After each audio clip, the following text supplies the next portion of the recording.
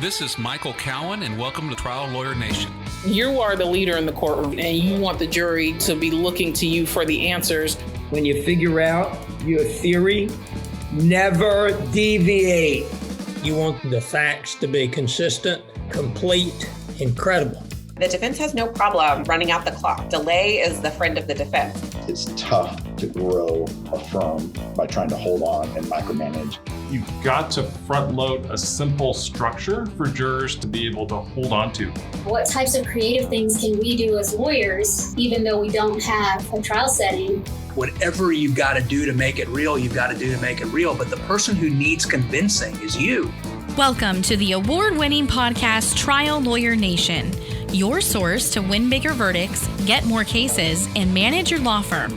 And now, here's your host, noteworthy author, sought-after speaker, and renowned trial lawyer, Michael Cowen. Welcome to today's Trial Lawyer Nation. I'm joined today by my good friend and now partner, Alex Begum. Alex, how are you doing today? I'm doing good, Mike. Thanks. Good to see you today.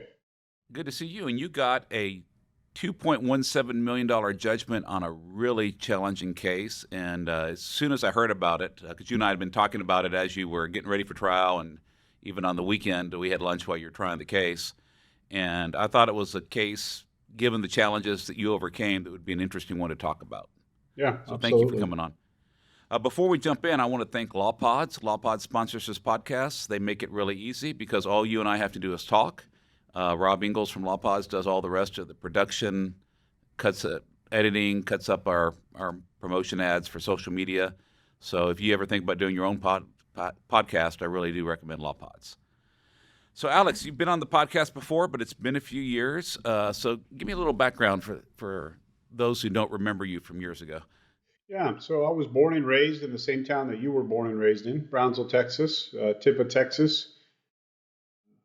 Kind of spent my childhood years there, started my first office there, and started at first practicing. This is now about 20 years ago, just kind of general practice. We took divorces, we took contracts. I had a couple partners back then. One of them did criminal law.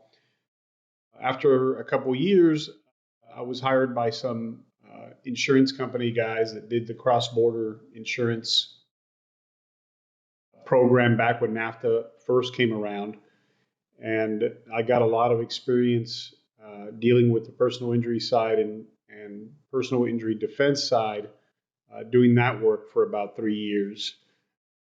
During that time period, I kind of slowly started developing a niche and a focus for PI. And then really it was about year 4 or 5 where I personally was doing 100% nothing but personal injury law. What was it about personal injury law that drew you to it, that it made you choose to stop doing everything else? For one, I liked it. That's the biggest thing. I had tried my hand at, and backing up here just a second, when I went to law school, I didn't know any lawyers. My dad was not a lawyer. No one in my family was a lawyer.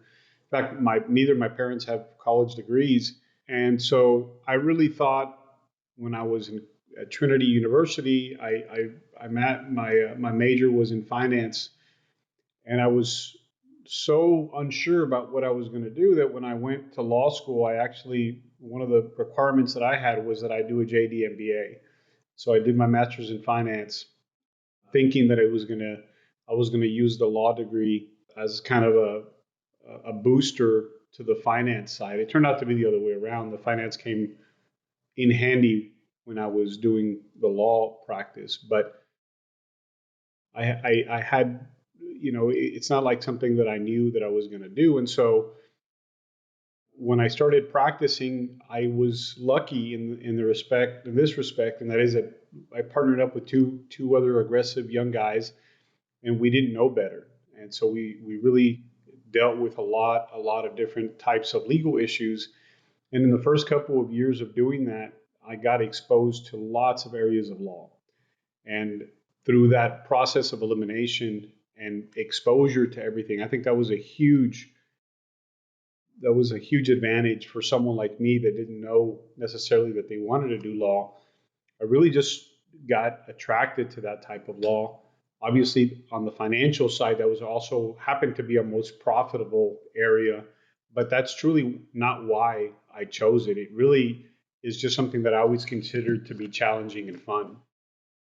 It is fun.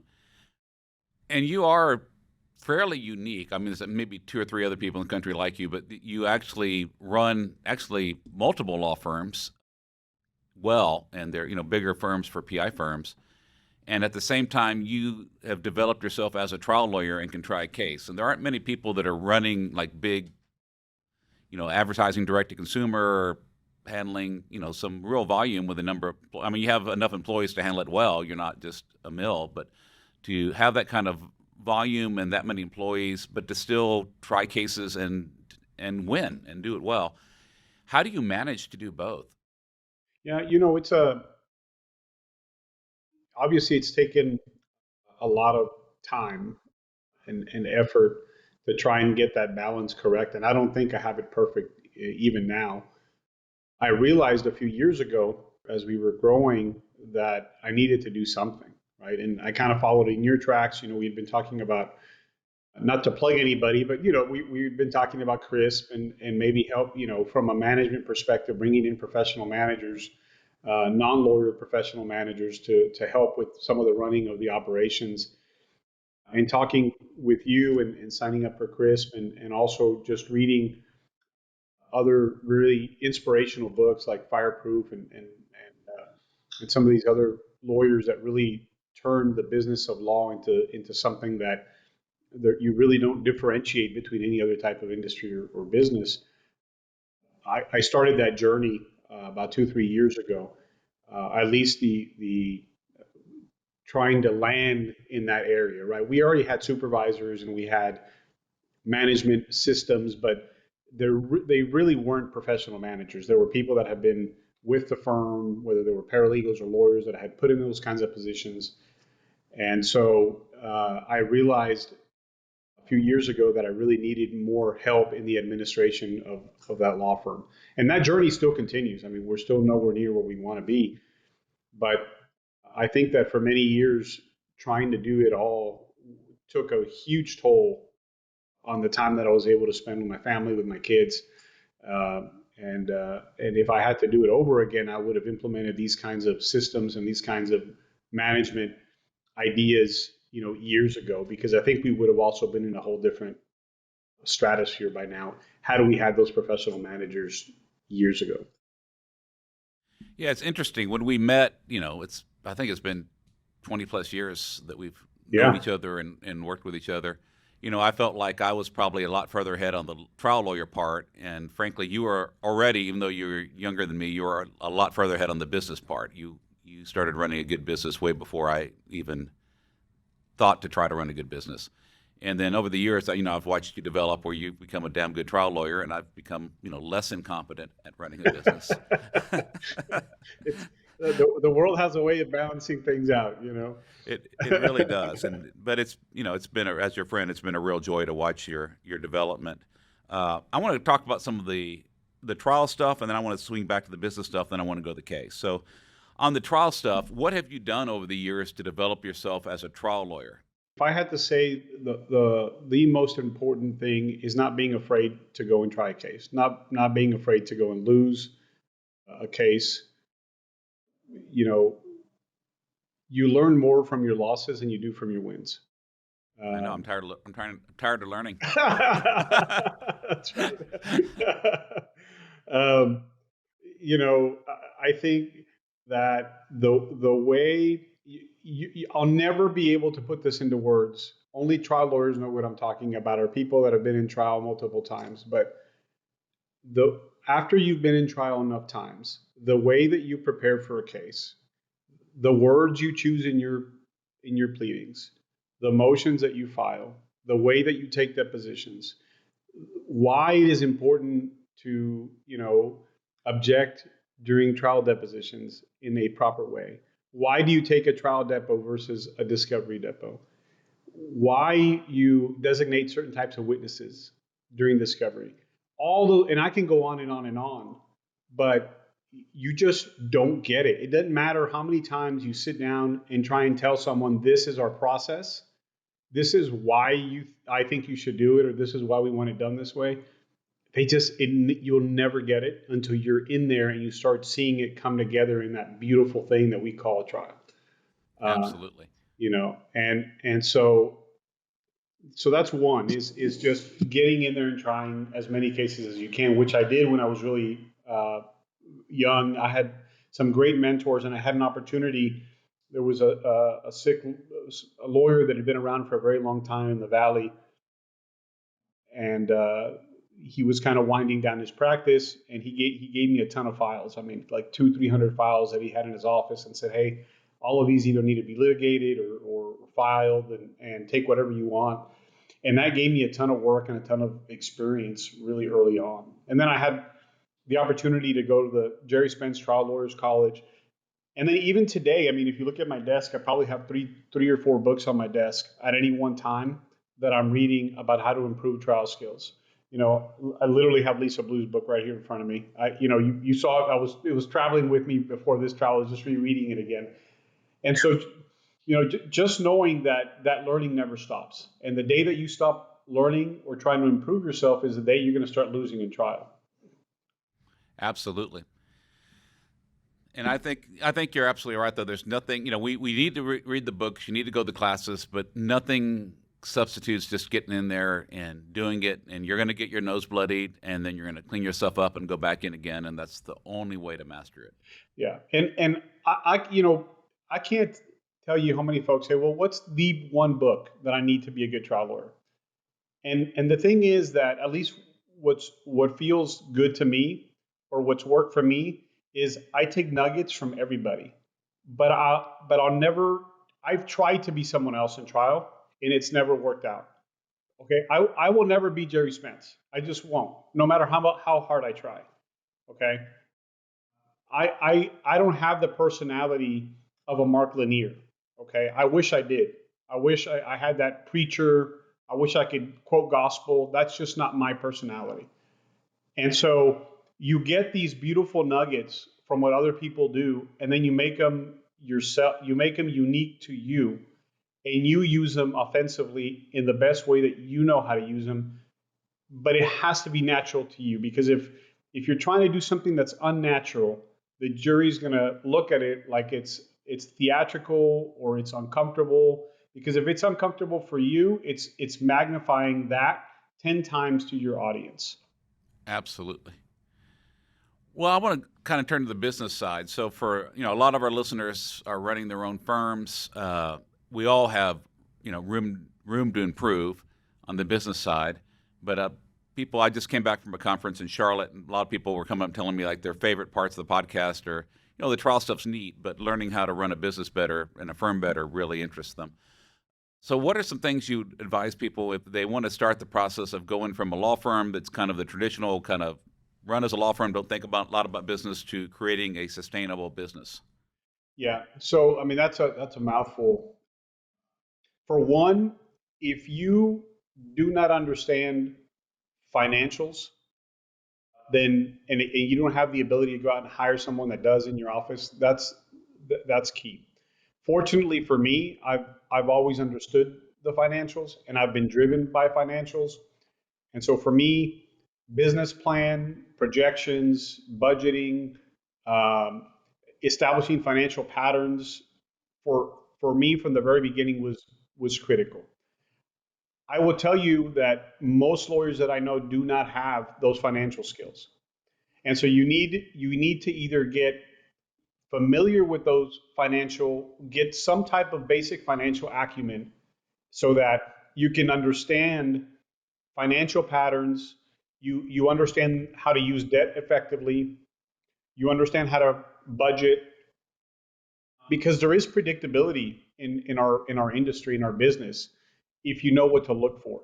And that is really, really important for running a business. It's just understanding the financials, how to tax maximize, both on a personal level and on the law firm level, and doing everything you can to tax maximize. Then, with that basic understanding, then you can do some other creative things. You can market better, whether you want to do the consumer marketing or lawyer marketing, which is more kind of your formula at your office.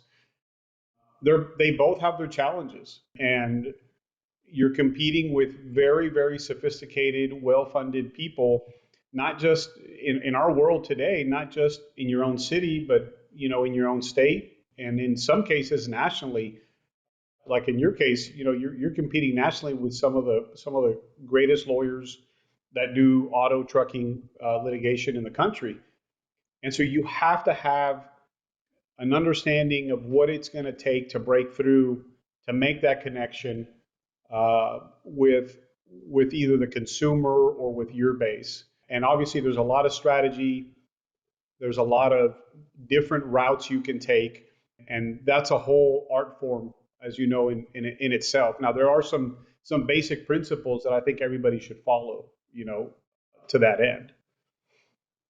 Like what?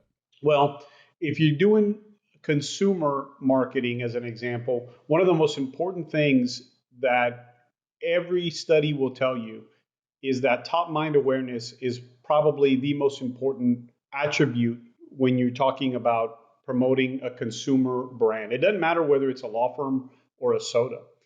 People think that when you walk into a grocery store, that you make the decision to buy a certain type of toothpaste or soda that day. I mean, that's just an absolute, you're kidding yourself if you don't think that decision has been made for you years and years and years and years ago. So when you walk into the supermarket and you chose Colgate over Crest, whatever the brand preference is, you've been branded, whether consciously or subconsciously, for years and years and years. And marketing to consumers is no different for a law firm. And that familiarity, whether it's on a conscious or subconscious level, is always going to win out when you look at all the studies. So what is important and again, I'm doing now just consumer to, a consumer type marketing. What is important is top mind awareness. Well, how do you create top mind awareness? Well, recallability is very important. And that's why you see individuals like, the Hammer or the Strong Arm or these monikers, or in our case, the Law Giant. These monikers, if you market them correctly with a positive message, the recallability becomes very, very important. So what I tell my digital team as an example is, since phone books are kind of out of use now, is look, when someone searches on Google, to me, it's no different than opening up, page 85 where the attorney section starts on a phone book. And a person is going to go through that phone book, i.e. Google, right? And they'll look at the top. I think the statistics are that the top 6 or 7 of the first law firms that show up on a search get something like 95% of the business. I mean, it's horrific if you think about it, and it's scary if you think about it when you understand how difficult it is to land on those pages in the first 6-7 spots. But that's not enough. It's not enough to be on the shelf.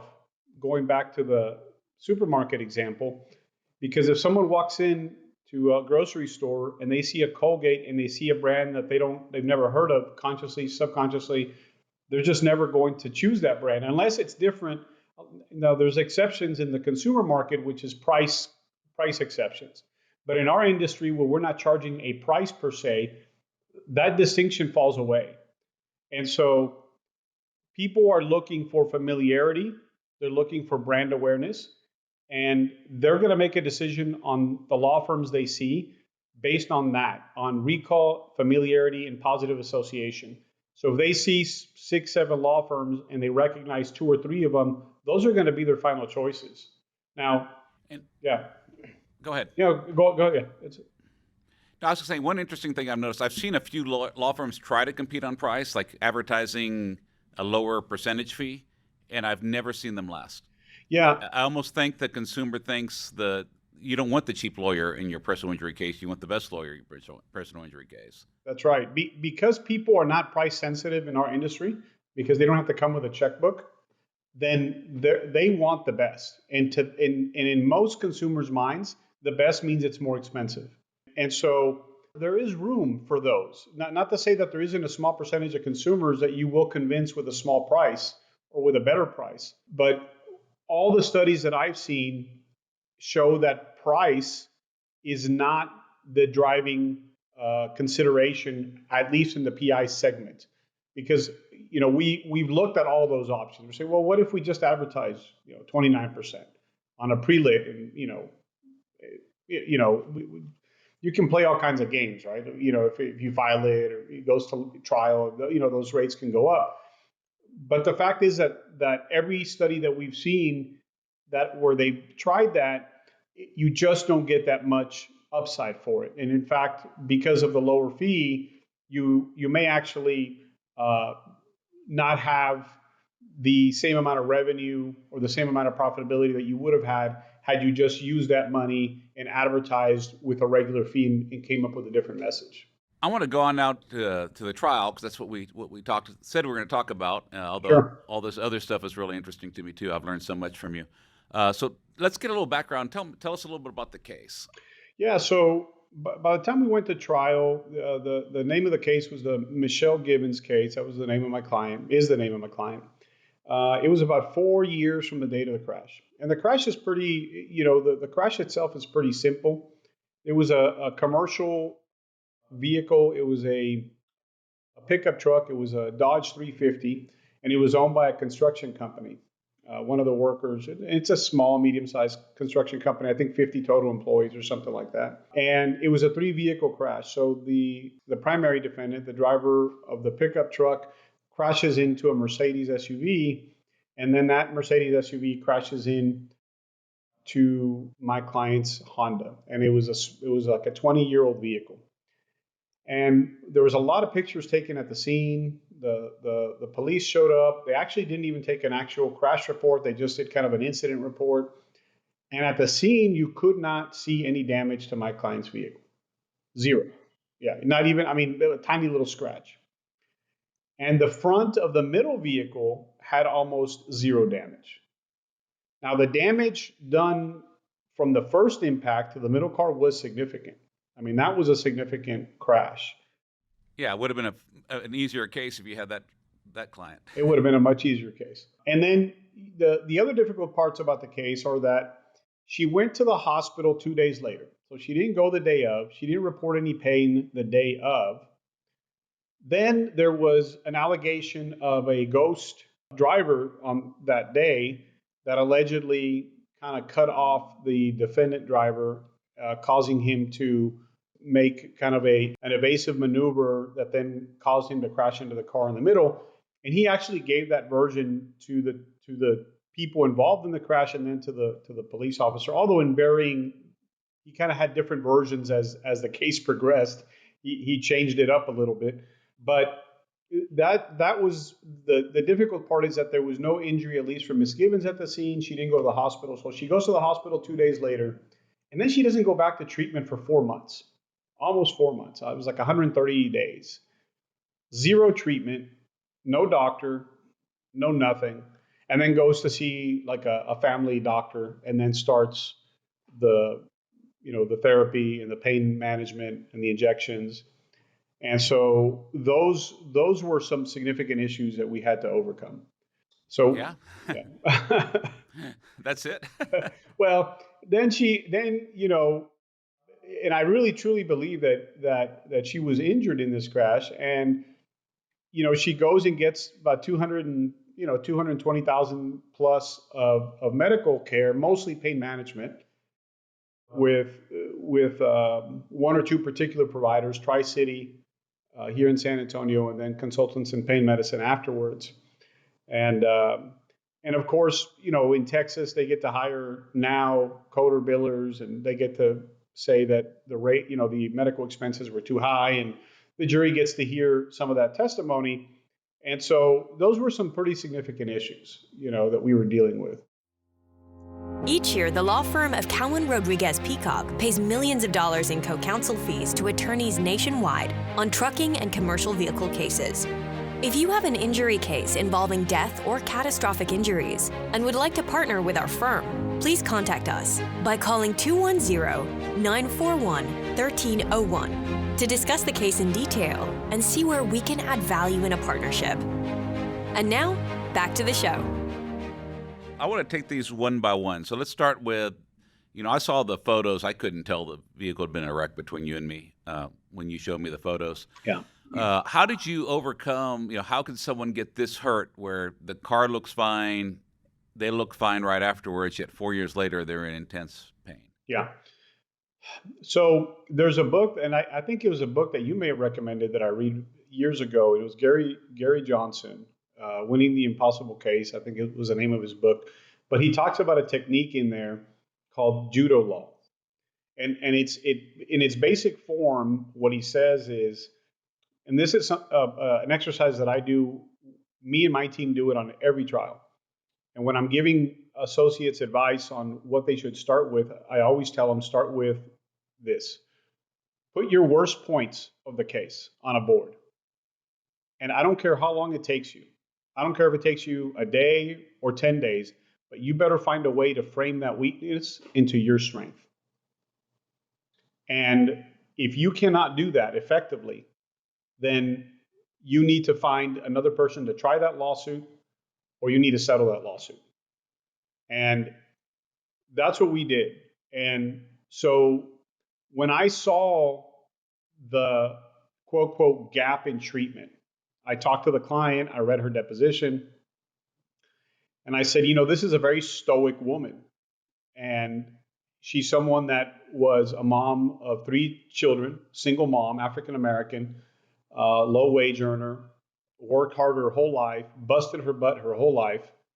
The last thing she wanted was to go and build a case. The last thing she wanted was medical treatment and bills and expenses. She thought that she was going to be able to tough out these injuries like she had done with many things in her life before. And so from voir dire, through opening, through testimony with her, we turned that one issue into our biggest strength in the case. And for example, in voir dire, I said, by a show of hands here, how many people have toughed out an injury they thought, man, I'm hurt, I should go to the doctor, but I don't want to incur that bill, I don't want to incur that expense. By a show of hands, how many people here over 30 days, over 60, over 90? Half the jury panel had their hand up over 90 days. Wow, so you normalized it. I normalized it, and then in my opening, I framed it, because we get to go first. And I made that one of our biggest strengths. And then I made it part of the story of our client, is how stoic, how strong, and how determined she was to get through this without any type of medical intervention. Yeah. But it was too much for her. But how about the property damage part? How did you handle that? So here I got to give props out to Colonel John Smith. I think that it is a mistake for anyone that handles a low property damage case to not use visuals, crash test visuals, because individuals simply cannot in 100 years visualize how the body moves inside a vehicle in a rear end or side impact collision unless you watch a dummy or live person. Colonel Smith has he's a biomechanics Yes, expert. He's a biomechanical expert. We've been using him for many years. He has a set of videos where he himself has gone out and done crash testing at 5 miles an hour, 7.5 miles an hour, I think maybe up to 8.5 miles an hour. And then you really can't go more than that because the threshold of injury to the human occupant is just too great. But even at the 7.5 mile per hour impact, he was using this really strong, middle-aged, muscular guy, all hooked up to, all the sensors. And even getting hit at 7.5 miles an hour, you see how that body moves in that car for a young, healthy, muscular individual. We were able to take off the bumper, and we did see some under bumper damage to the actual bar, the under frame bar, metal bar, when we popped off that bumper. So there was some damage there. The defense expert put the impact at a delta of 8, so 8 miles per hour. Colonel Smith had it at 15. as a minimum, and likely 20 as a delta V. Wow. And so that was a differentiating, those were the differences in opinion. But I was able to show the jury a crash dummy test. And Man versus Machine, they have these really good series of a crash test at 10 and at 12 and at 15 using crash dummies. And those crash dummies just fly out of the car. And when you see the damage to the vehicles used in those crash tests, 0 in the back.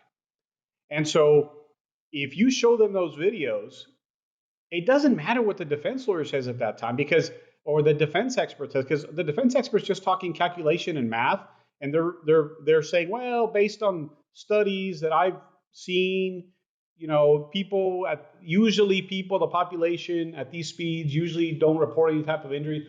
Well, what they do is pretty sneaky. They use, this is getting granular, but they go and they get a NAS study or a NHTSA study, and what they do is they go and get these pictures that seem like there's a lot more damage to those vehicles, and then they see, well, what do those people in those crashes report?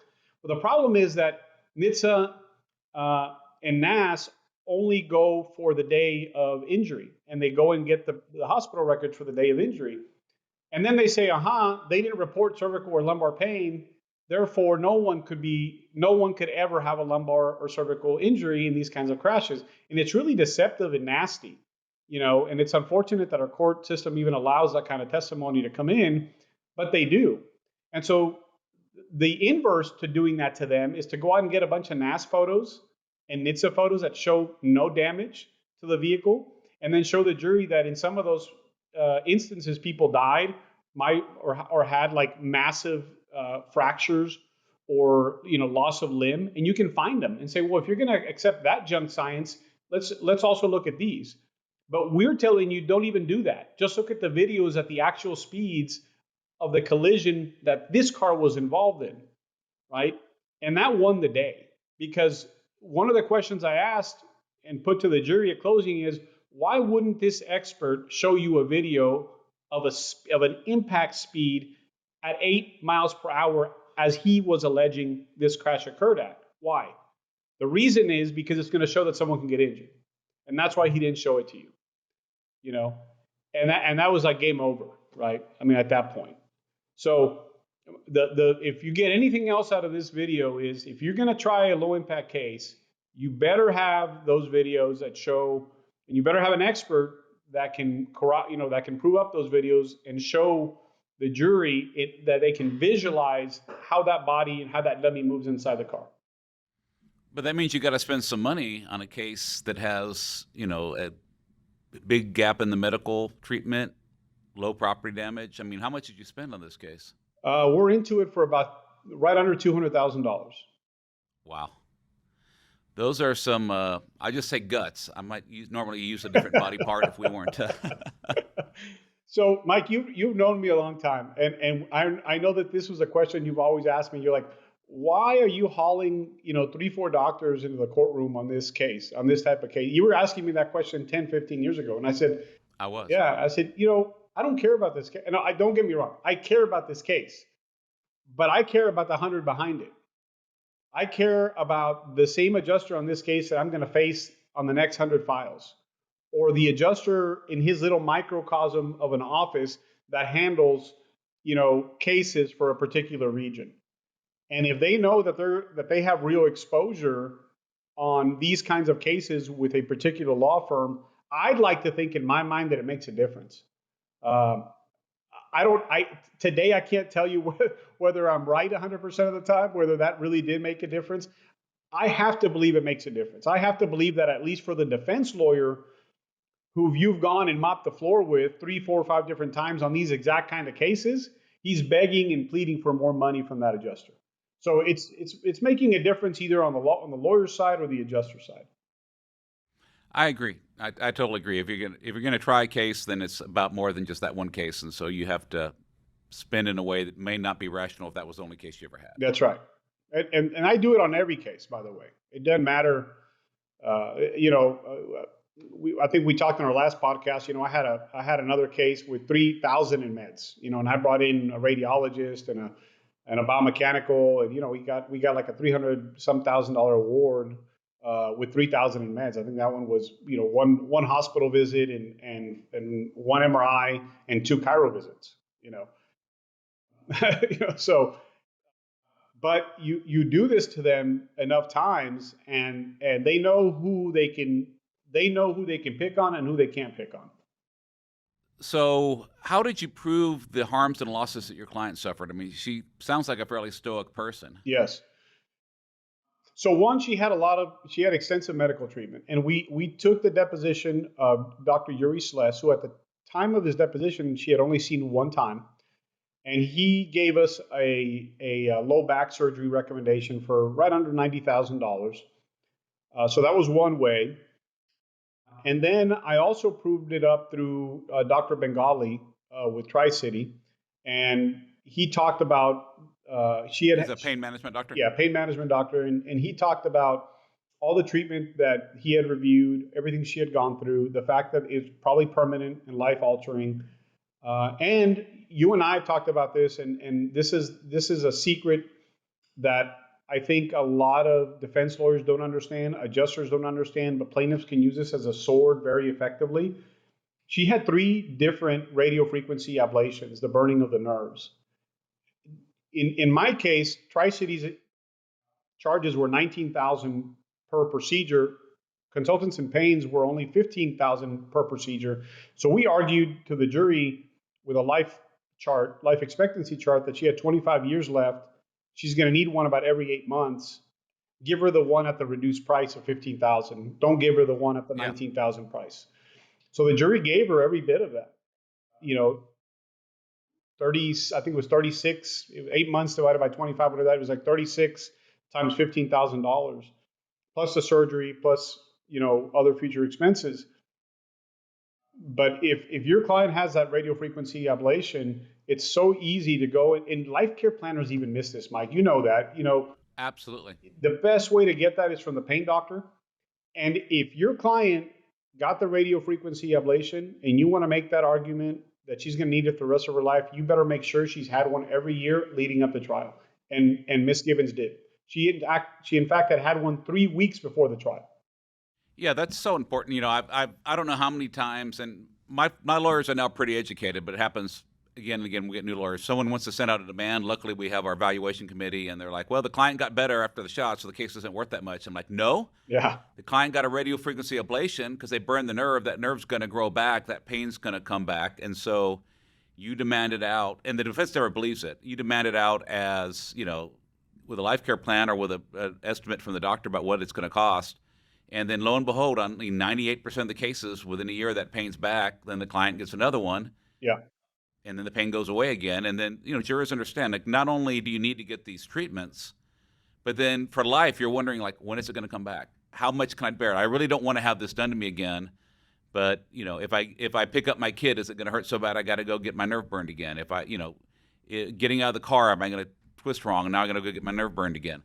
I mean, it gets to the mental anguish, it gets to the future pain, and of course a big model for the future care. So those are cases that I think the defense is used to getting away with, basically cheating our clients, because our clients get this temporary fix, and then they convince us to value the case as if that's a permanent fix. Yeah. And then I think clients have lost millions in value. We've gotten multiple 7-figure recoveries in radiofrequency ablation cases. When you have good liability. Yeah, and I'll tell you that and the life care planners are going to hate me for this, but how many times have we gone out and hired a life care planner and they put, the whole kitchen sink in there, like a menu, it's like they put like a cheesecake restaurant menu of things they're going to need in the future. And then the defense lawyer spends like 2 hours going through every single item that the client hasn't had in the past 2 years by the time they go to trial. Yep. Or worse, they start comparing the proposed charges that the life care planner got to the actual charges of the physicians in the case. And then now you got a really confused jury. Yep. And I've made the decision in our office, our new policy is, unless there is an actual fusion surgery or larger, we will not use a life care planner anymore. because you can get every single bit of pain management future damages through a pain doctor or through a surgeon. Yep. And I know some people out there are going to disagree with me, but if you look at a case law, at least here in Texas, you do not need a life care planner to get future damages. The threshold is actually very low. In fact, your own client can testify about her injuries, and the jury has the ability to infer and to arrive at a number that they believe is reasonable for future care. Yeah, they can base it on the cost of the past care. Yeah. But it's better, and you have appellate risk. It's always better to have a doctor testify in reasonable medical probability. Yes. No. Don't get me wrong. You need to have a doctor to testify about future medicals as a higher standard. I'm not saying to anybody that you just use a client, and we did. We had two doctors in this case. But my distinction is with the life care planner is that we open up the door to so much attack and so much inconsistency, because they throw so much in there that the client never gets 90% of the time 2 years prior to the trial. And this life care plan is like, you haven't done 80% of the stuff on here. And the charges that they're using are less than the charges that your own doctors billed for, Yeah, no, it's a problem. And just be sure, for listeners, look at your expert designation rules in your jurisdiction. Make sure you disclose the fact that your treating doctor is going to be testifying as to future medical. There are some federal cases that would require a report from the doctor. So if you're in federal court, look at that. I know we've had to go ask our doctors to give written reports before, even though they're a treating doctor, because there are some federal courts that believe that when it comes to future care, that's not necessary for the immediate treatment, and therefore you need to have an expert report as if they were retained. But they still have so much more credibility as treating doctors than anyone that's getting paid just to come, talk on a lawsuit. So how did you handle the cross of, they hired someone to say, well, your medical bills are too high? Yes. How did you handle that? Again, from the very, very beginning, they hired a coder biller. And if anybody knows who these people are, they're really back office secretaries that get told by a physician, this is our charge that we established through a billing committee or through our research, and all you're going to do is submit the charge. So they're never involved in the process of establishing what a reasonable charge is. They're never in those meetings, so to speak, right? They're just, and so if you go into those depositions with that framework, that mindset, they're going to want to talk about, well, I based it on Medicare reimbursement, or it's public information, or I based it on Context for Health at this percentile. But if you look at it from that framework, the kind of questions you'll ask are going to be different. Have you ever been part of a billing committee that's actually set rates for any medical practice? Have you ever worked for a pain management doctor? Have you gone out and spoken to medical pain doctors about what their charges are and why they charge those rates? And so you just start going through that process, and you're talking common sense. The jury is going to get so, their eyes are going to gloss when you start talking about percentiles and Context for Health versus Fair Health versus Medicare reimbursement. Honestly, that is a wash. You just start attacking them from outside of the cage and put them in their position, which is, you're a back office secretary. The doctors tell you what to bill because they come up with the rates, yes or no? Well, yeah, typically that's the way it happens. And then we had Dr. Murphy through Vertex testify in our case. And he said just that. He said, look, she seems like a nice woman. I read her report, but she's basically a back office secretary that I pay $12, $15 an hour for in my office. And they've never told me what rates I'm going to bill. I'm a 30-year-old practicing, 30 plus year practicing physician, double board certified. I'm not going to have a back office secretary tell me what a charge that I bill is reasonable or not reasonable. And that argument just won the day. Yeah, because I was thinking, man, maybe you should have just waived the medical bills, but you didn't, and it really worked out. Yeah, and there were some other there were some mistakes made by the defense lawyer where we supplemented medicals and bills, and he didn't give all of them over to her. So she was only able to contest, I think, $80,000 or $90,000 worth of the bills, and she brought them down to like 45. Now we had in our motion in limine that he could not ask the jury to speculate and infer that same discount to the remaining charges. He went ahead and did it anyways, violated the motion in limine. He actually came up with his own little chart that he computed himself. Of course, we objected. We went up, and the judge said, well, you never disclosed this chart. You never showed him this chart. Like, he can't cross-examine you on this chart. So you can talk about the inferential, discount, but you can't show the chart, which I didn't think was a good ruling either. But overall, we had a great judge. But they're making these kinds of decisions, and he basically acted as an expert in trying to tell the jury what the reduction should have been on charges that he didn't submit to his expert. Yep. So I want to kind of wrap it up with, how did you, in closing, motivate the jury to do justice in this challenging case? So again, Mike, I feel like you've been the the impetus for a lot of this stuff, because I remember years ago you told me to read Bettinger's 12 Heroes, One Voice. I remember you read it and you're like, man, I feel like I want to go try a case. It's so motivating, My win weight tripled after that. That's right. I was in a rut. Yeah. Right. And so I read that book years ago, and I start with that in voir dire. And one of the first things I start talking about is how powerful juries are.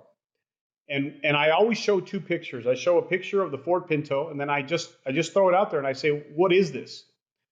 And I'm really always surprised that even young jurors know what that is, because it says a sign, "Don't hit my back," with a Ford Pinto picture. Mm-hmm. And if people that are listening to this podcast will know that the Ford Pinto case is the case where Ford did an analysis, a financial analysis of what it was going to cost to just pay off the dead people that were going to burn alive in their cars versus recalling them. And they thought it was cheaper to just pay off the dead people. Well, of course, juries came in and messed up that math for them. So I explained that in the case, and I said it was those heroes that made a difference. And then I talk about the Aaron Brockovich case, and I see this picture of like black nasty stuff going in this beautiful pristine river. And I asked him about that and what they know about it. And I said, well, guess who put a stop to that? It was juries. And you guys have a megaphone. And even though there's not media in here, and even though there's not a lot of, spectators, I promise you that what comes out of this courtroom is going to affect not just the legal community. It's going to affect Bexar County. It's going to affect Texas. You guys have megaphones. You have the opportunity to be heroes, not just for Ms. Gibbons, but for your community. And that is my focus throughout the trial, with even, the way I even ask questions to the client. What do you want these heroes to do for you? What are you asking these heroes to listen, to you say to them now? And you and I know that as much as we want to believe that juries make decisions for the right reasons, that is, all the psychology tells us that's not accurate, right?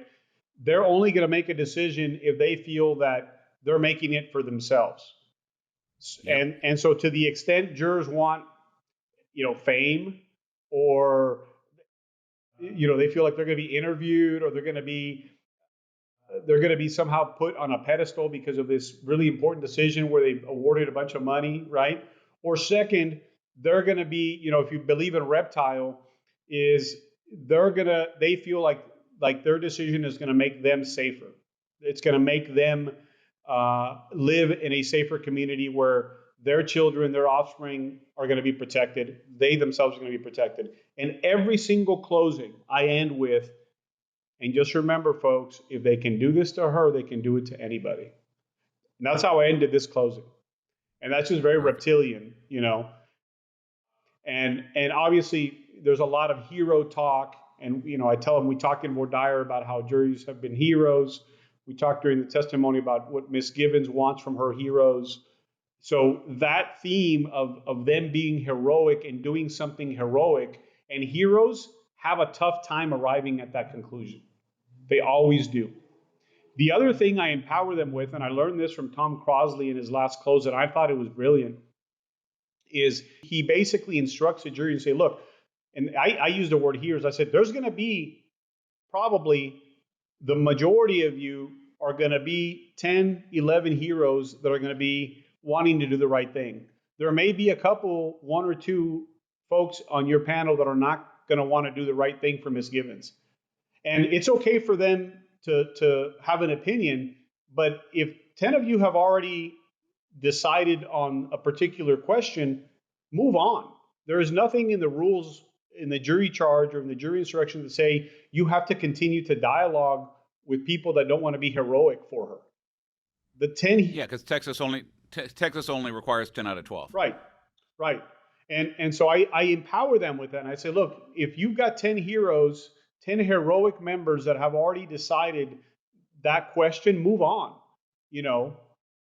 because I've had juries come back and tell me after 6 hours, 7, well, and I ask them, why did you take so long? They say, well, because we had 1 or 2 people. So, but they kept arguing with us. So I give that story. I said, to make this go faster, you don't have to entertain those 1 or 2 people. There's already 10 of you heroes, heroic people that want to do the right thing. Right. Perfect. Yeah. Well, you did a great job. Congratulations. And look forward to our next trip to New Mexico together. Yes, sir. Since you and I are partners there. And everyone, thank you for joining us in Trial Lawyer Nation. I hope if you enjoy this content and you do trucking or think about doing trucking or company vehicle cases, we have our Big Rig Boot Camp. I know you'll be there with a bunch of your lawyers here in San Antonio. It's at the beautiful place, La Cantera Resort, July 12th. Check out bigrigbootcamp.com for more information and to register. Again, it's bigrigbootcamp.com. It's cheap. It's only $249 for a full day of CLE, and it's a great program and a wonderful experience. So hopefully all y'all can come and join us there. Thank you for joining us on Trial Lawyer Nation. I hope you enjoyed our show. If you'd like to receive updates, insider information, and more from Trial Lawyer Nation, sign up for our mailing list at triallawyernation.com. You can also visit our episodes page on the website for show notes and direct links to any resources in this or any past episode.